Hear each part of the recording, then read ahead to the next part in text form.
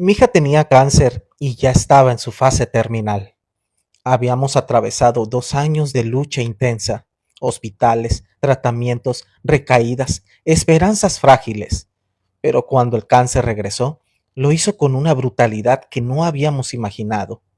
Su médula ya no toleraba más quimioterapias. No había más opción que enfrentar la verdad. Yo, como madre, tuve que mirarla a los ojos y decir lo que ninguna madre debería decir jamás. Gema, tenemos que prepararnos para soltarte, y tú tienes que soltarnos a nosotros. Aquel día nos reunimos en casa. Todos sus hermanos, su padre, sus tíos. Nos sentamos juntos, lloramos, hablamos desde lo más hondo. Fue un momento devastador, pero también hermoso. Una conversación liberadora. Hablamos de nuestros miedos, de lo que habíamos aprendido en esos 2 años, de las veces que nos sentíamos fuertes y de las veces en que simplemente queríamos rendirnos. Abrazos, lágrimas y risas, porque, aunque parezca imposible, también nos reímos. Gema, con esa chispa suya, aún encontraba la manera de hacer bromas. Yo le decía en broma, tú cállate, que estás enferma. Y ella con una mirada pícara respondía, ¿enferma yo? Enfermo está mi cuerpo, yo no. Esa era mi hija, luminosa incluso en la oscuridad. Cada día era un peldaño, ella mismo lo recordaba. Mamá, poco a poco, día a día, no pretendas ver la escalera completa. Y luego llegó su pregunta más dura. Mamá, ¿cuándo me voy? No quería que su partida coincidiera con el cumpleaños de sus hermanos ni del mío. No quiero que me recuerden así, me decía.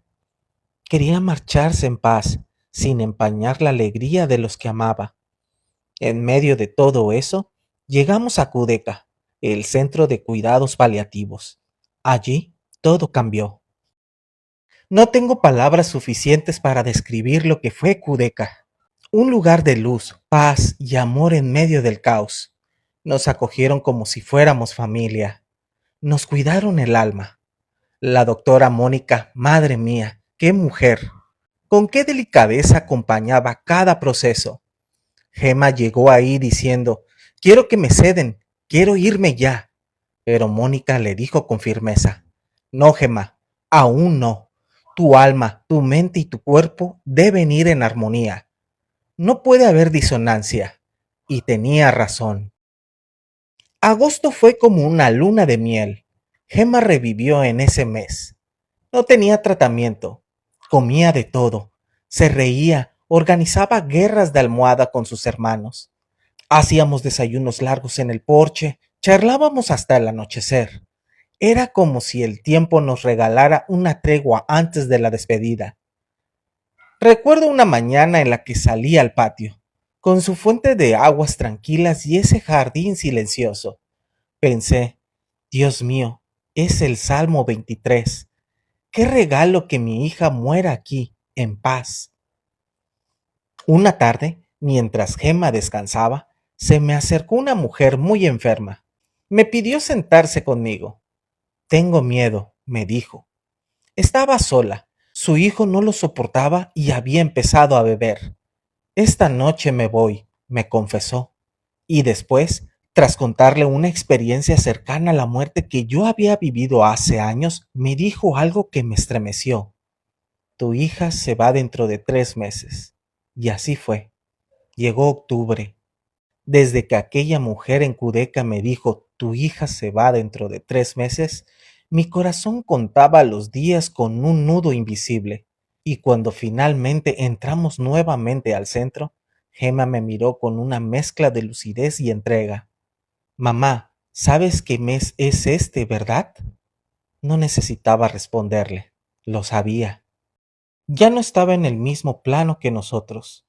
Su mente viajaba entre este mundo y el otro, su cuerpo cada vez más débil, pero su alma parecía más fuerte que nunca. Hablaba como si estuviera ebria, con esa dulzura que da la frontera entre la vida y la muerte. Un día, mientras un auxiliar la ayudaba, hablábamos de números y fechas. Gema siempre había amado el 17. Curioso, dijo de repente, el 1 y el 7 suman 8, pero ya no me gusta tanto el 17. Ahora me gusta el 8. ¿Y por qué el 8? Le pregunté. Porque es el infinito. Nunca olvidaré esas palabras. Como madre, uno quisiera aferrarse incluso a las migajas del tiempo, pero ella ya se movía en otra lógica, en otra dimensión.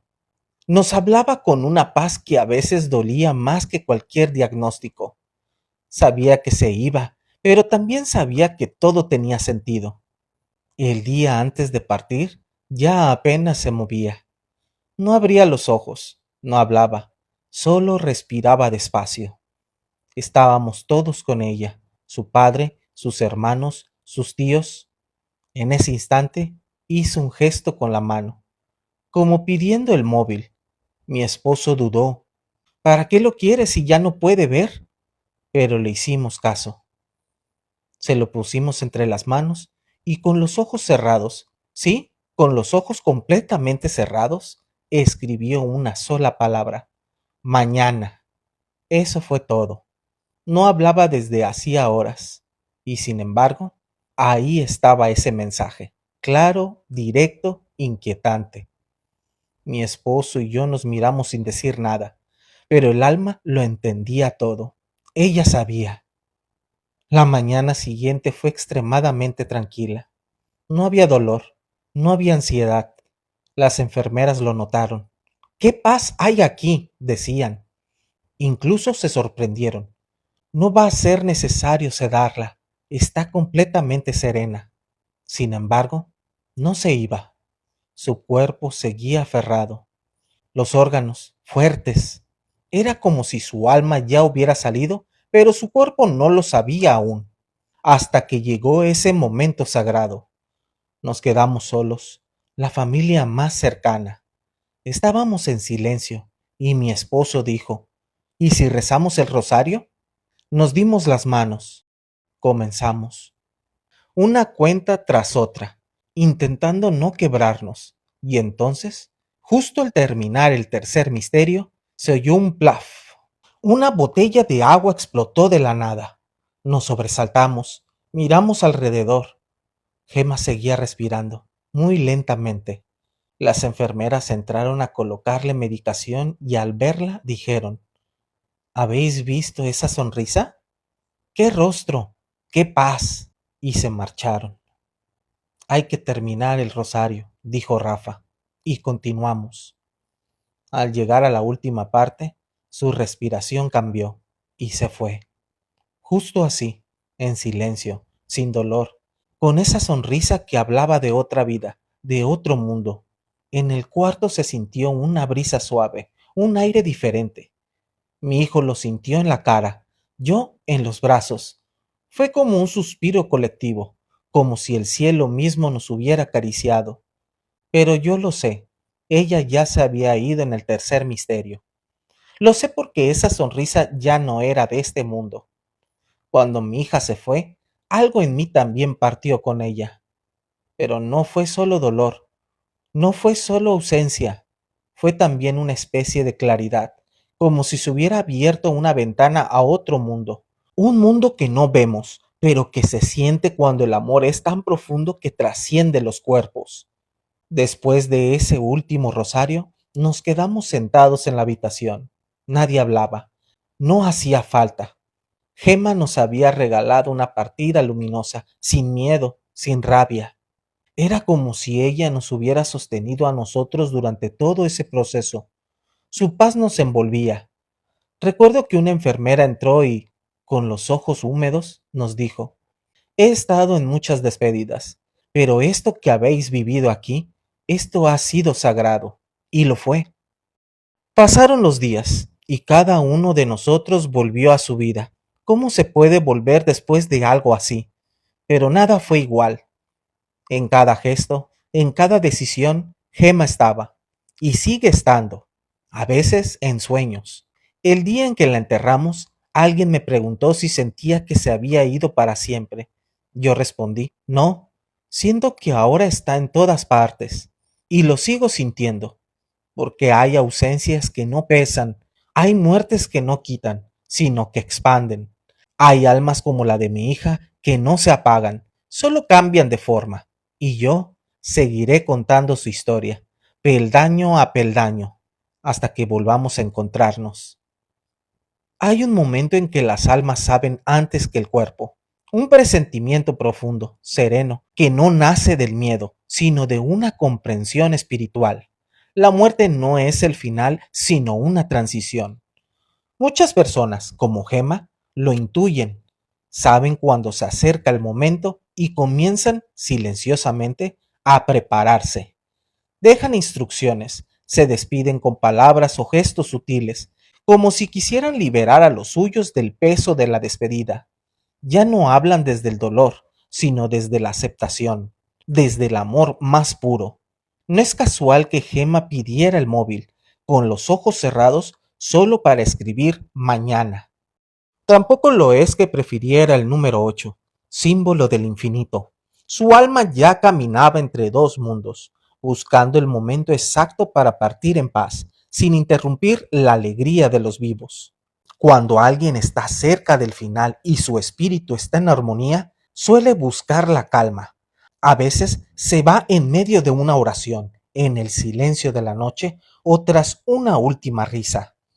Es como si el universo entero conspirara para regalarles una salida digna, amorosa, en lo que el cuerpo y alma se despiden en sincronía. Esta transición, si se vive con conciencia y amor, no da miedo, da paz. Quizá el verdadero misterio no está en la muerte, sino en lo que revela, que somos más que cuerpo, que hay algo en nosotros que presiente, que se despide con gratitud y que vuela. Gemma no se fue, solo cambió de forma, y quienes amamos también aprendemos a soltar, peldaño a peldaño. Amigos, espero que hayan disfrutado este hermoso video para reflexionar. Ahora voy a contar yo mi historia porque nadie de ustedes me mandó una, pero no hay ningún problema, les voy a contar una historia que a mí me pasó. Estamos hablando como por ahí del 2016, 2017 aproximadamente. Yo me fui a trabajar a la ciudad de Puebla, entonces estaba urgido por encontrar un lugar donde vivir. Y me puse a buscar en internet y encontré un lugar, nada más que la persona rentaba su departamento, pero había que compartirlo con él.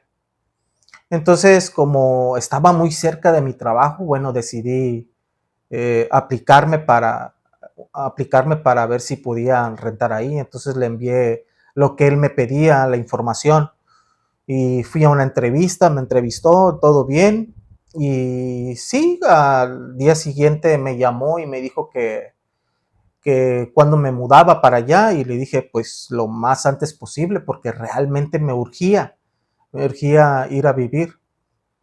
Entonces fue así, llegué a vivir ahí, los primeros días estuve muy bien.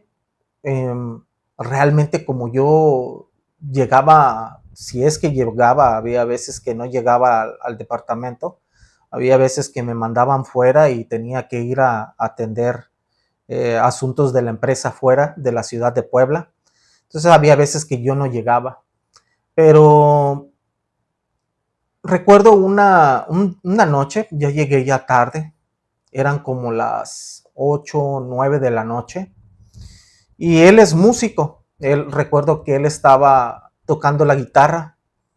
Entonces, él estaba sentado en una mesa y estaba tocando la guitarra, y atrás de él estaba la puerta de la cocina. Entonces, como realmente a mí me gusta también mucho la música, me puse a platicar con él.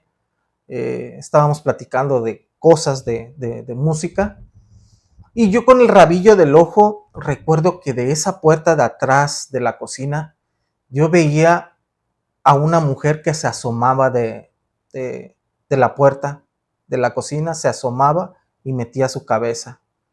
Entonces como que yo quise sorprenderla para ver qué era. No pude, ya no volvió a salir. Pero bueno, me reservé el comentario porque pues eran los primeros días que vivía con esa persona y no quería que pensara a quien le renté el departamento, le renté el departamento a alguien loco o que sufre de visiones. Entonces lo dejé así, dije, bueno, a lo mejor vi mal, X. A los días volví a regresar, igual él practicaba todas las noches.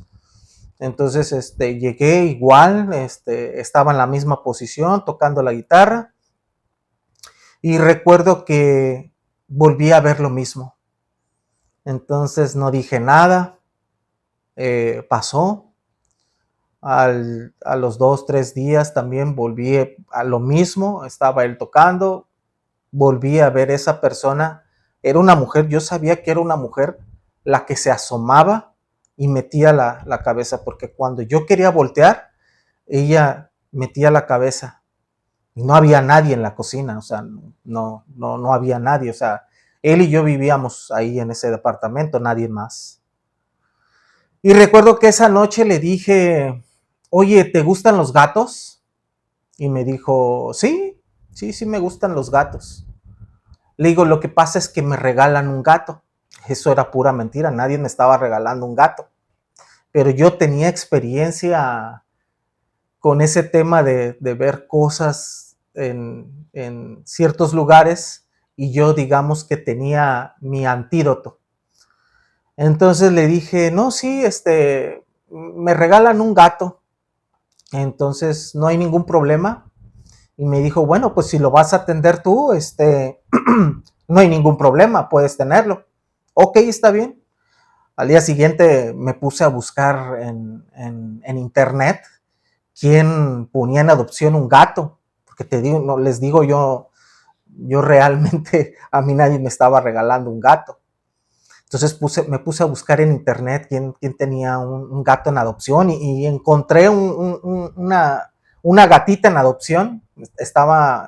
Estaban anunciando una gatita y y me puse en contacto y le dije, oye, ¿sabes qué? Yo quiero el gatito.